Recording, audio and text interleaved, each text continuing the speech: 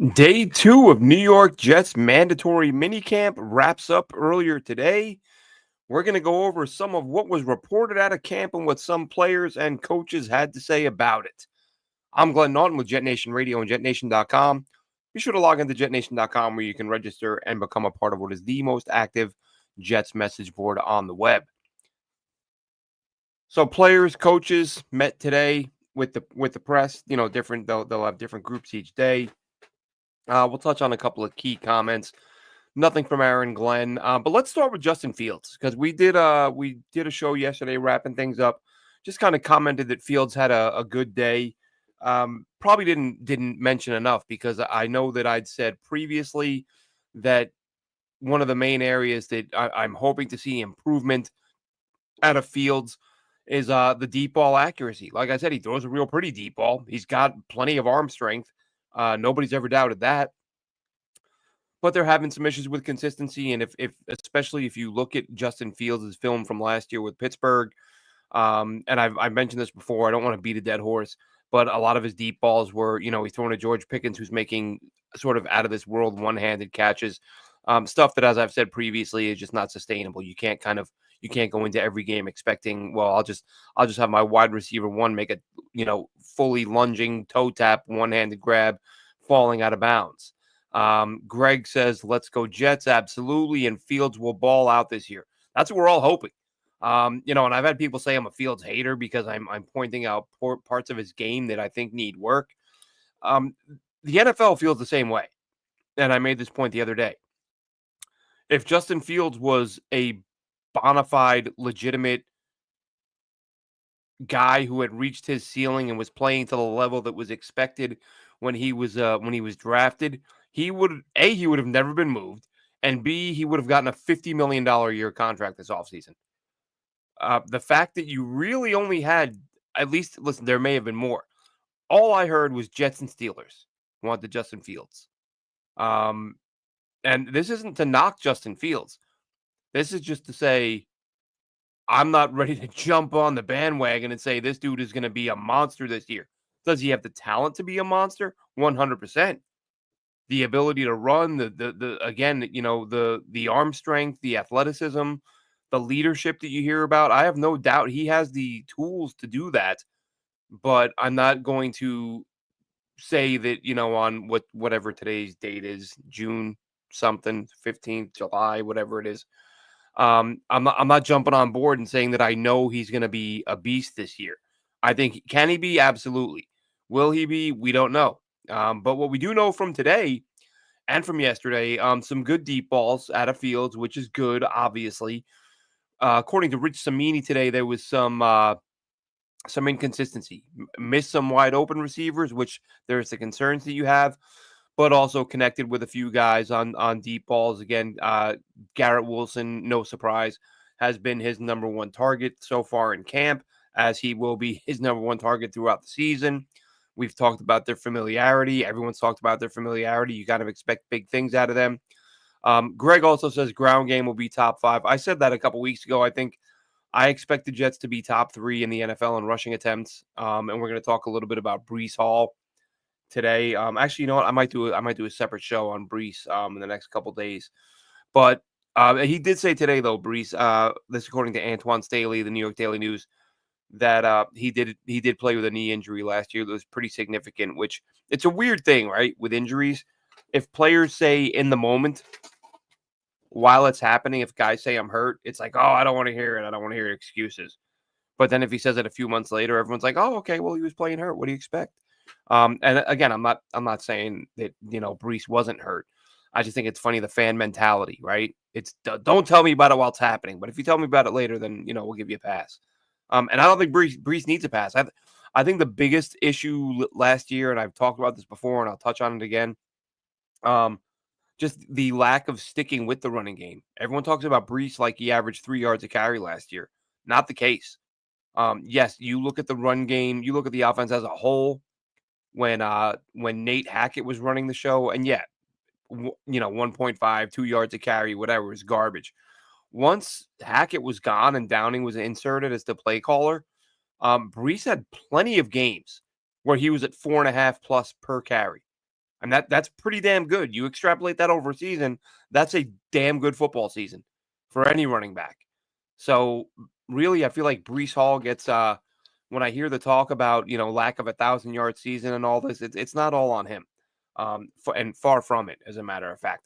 But look, good news about Justin Fields, right? If Justin Fields is throwing the ball consistently, or starting to throw it more consistently, more accurately, this is obviously what you want to hear. This has been the problem with him as a pro, aside from the processing, which I did hear. I want to say Nick Faria, who was on with Scott Mason on Play Like a Jet yesterday, I believe. I listened to it this morning, and he was saying that you're starting to see the ball come out a little bit quicker with Fields, which is a big deal because he's learning this offense. It's still very early in the process, but you do want to see some improvement, and especially in areas where a guy has historically struggled.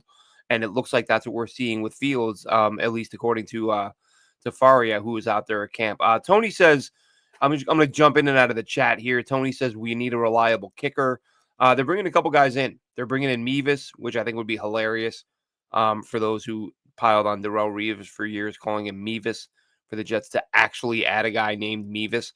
He was Mizzou guy, I believe, bigger guy, and they're having a couple kickers in, and it sounds like the guys they have in camp right now are doing okay. So yeah, they do need a reliable kicker, and you hope that through attrition and through just bringing guys in and letting them compete, that they find the guy. Lauren makes a great comment or a great point here in the chat. This is what I've said many times in regards to Brees Hall and the lack of rushing yards this season. I think you just had Aaron Rodgers audibling out of run plays constantly because he wanted to be the guy. He wanted to throw the football 5 million times. You saw it in the red zone. The Jets just did not run the football in the red zone. I think Rodgers wanted as many touchdown passes as he could get. So yeah, I think every year there's been a different challenge for Brees Hall, and I think this past season the issue was having a quarterback who had the power to audible out of stuff, and he did it all the time because he wanted to throw the ball.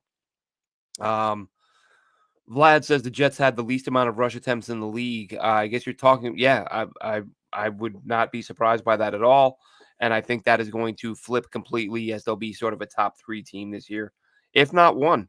Put it this way: the only way the Jets won't be a top 3 team this year in rush attempts, in my opinion, is if they're getting blown out too often, which I don't see happening. I think at the very least they'll be competitive.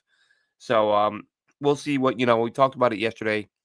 Aaron Glenn has talked about how much he likes his backs, his running back room, and he should. He's got some really good running backs. It's not just about Brees Hall.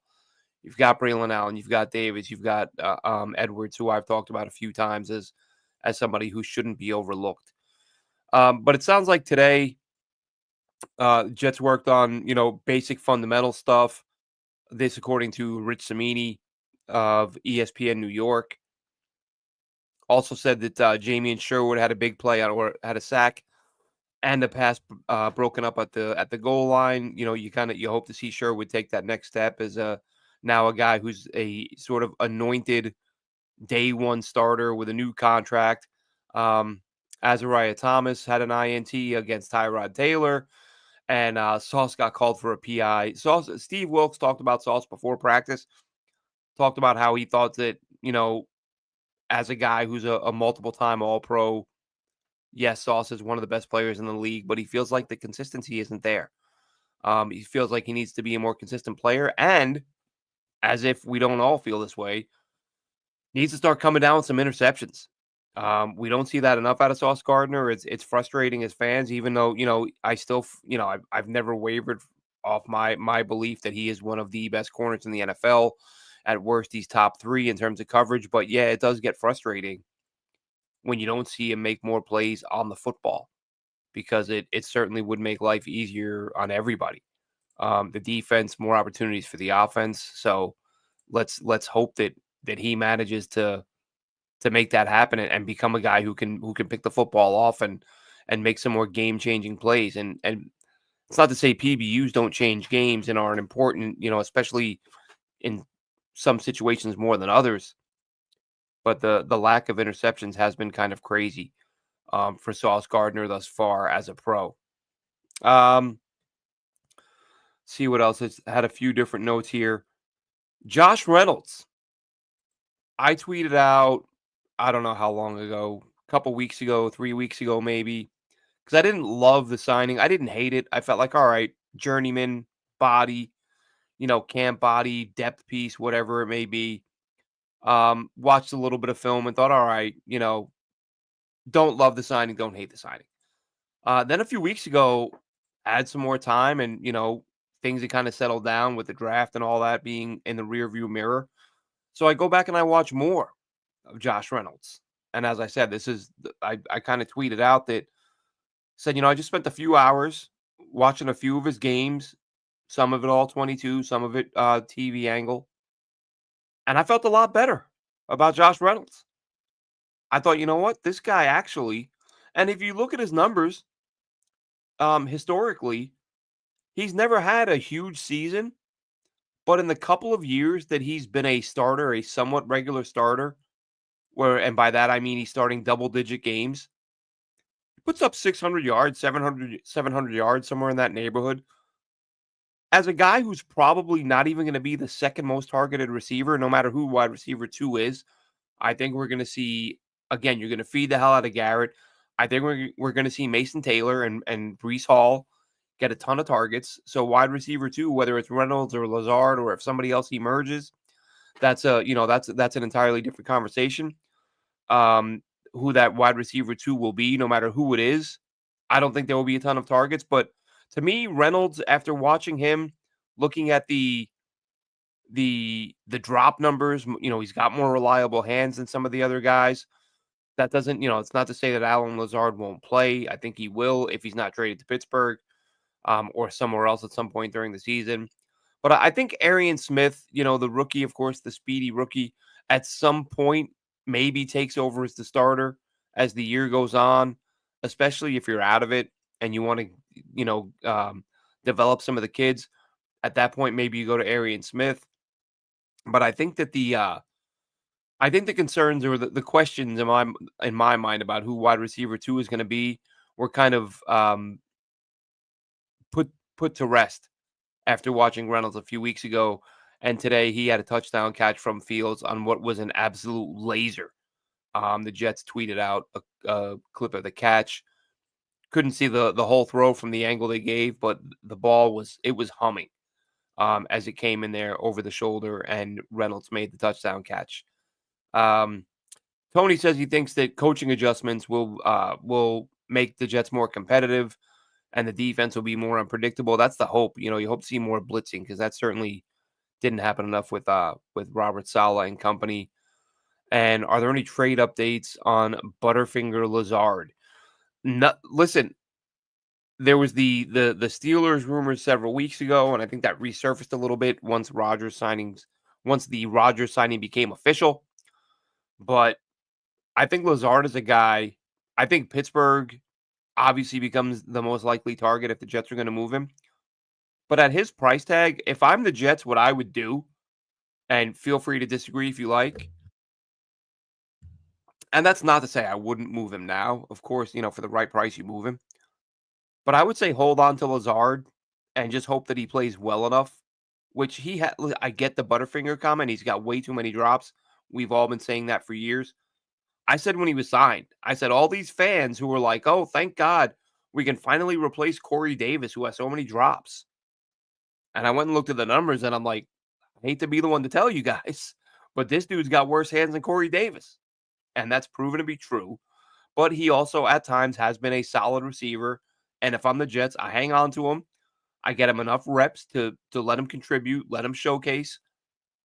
And then when the trade deadline approaches, or at any time before the trade deadline, really, if a team suffers an injury and they need a starting caliber receiver, like him or not, we could even agree he's a low end starter. But he's and even if you want to use him as a big slot, which he's done in the past and done with some success, I think that you could get better value for a team that's desperate for a receiver during the season than you're going to get now from a team like Pittsburgh, who's just if they're calling about Lazard, it's more about accommodating Aaron Rodgers.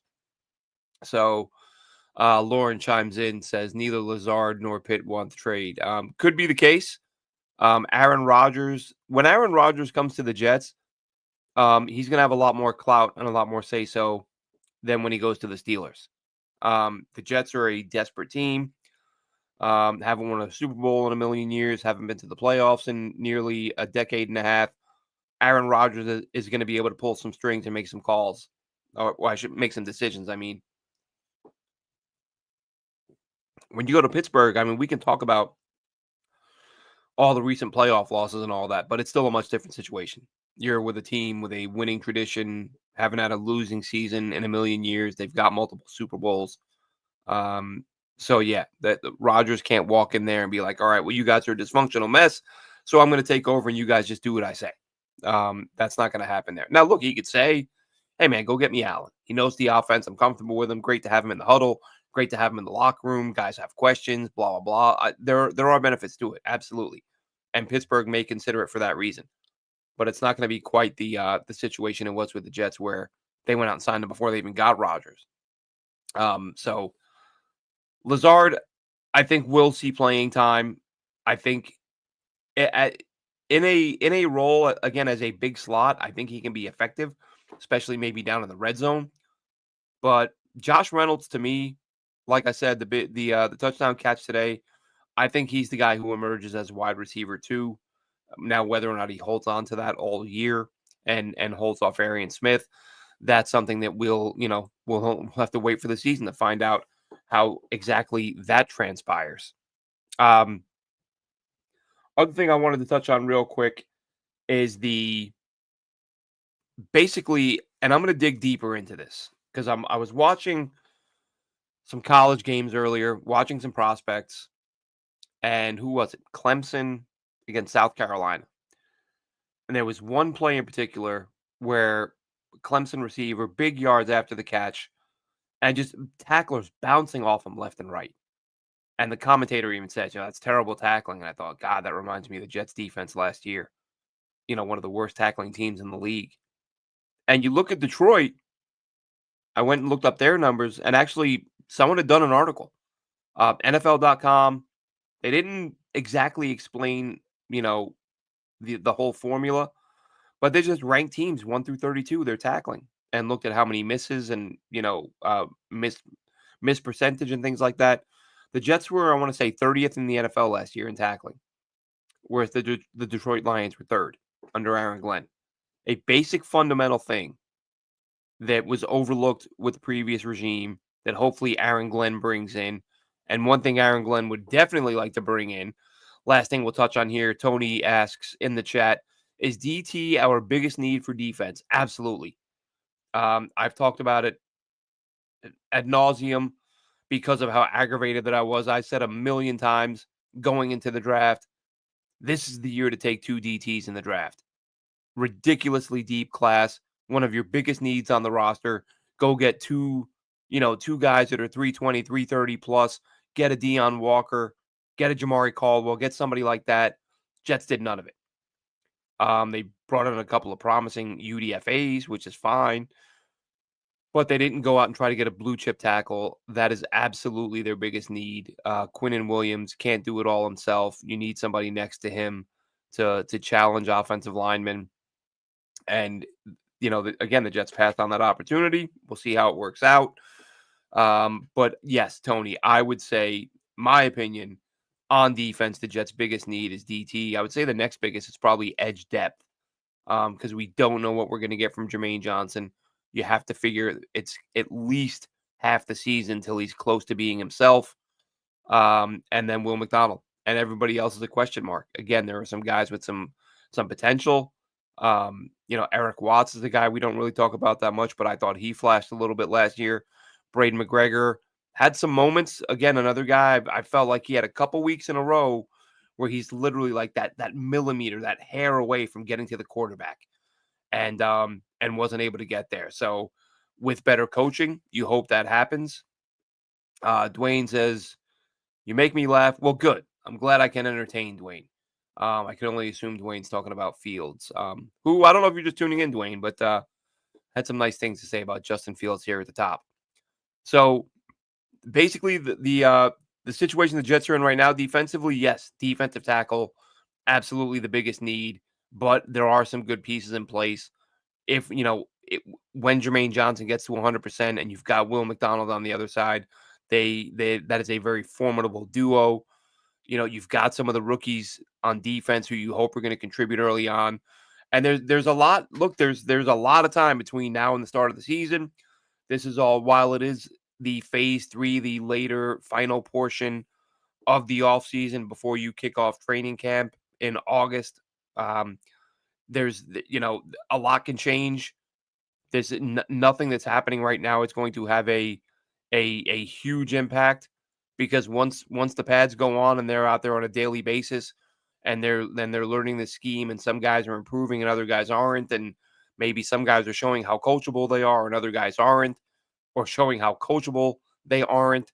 A lot can change. So much can go on between now and then, but it is fun to take a look at who's doing what now, who's impressing the coaches, who's helping their case, and giving themselves an opportunity to contribute to this team on a regular basis. Obviously, you've got the big names, you've got Sauce, you've got Garrett, who again had I want to say a 50-yard catch today from Justin Fields. So some inconsistency from Fields again today on some open receivers, but he did hit on some deep balls. So some good, some bad. Again, all the potential in the world. It's just a matter of getting it out of him. Hopefully Tanner Angstrand's got it in him. And we will be back again tomorrow. Not sure if there's media access or how much we will get from them, but if not tomorrow night, then the following morning to cover whatever comes out of camp and a few topics that we want to touch on in addition to that. Have a good one, Jets fans.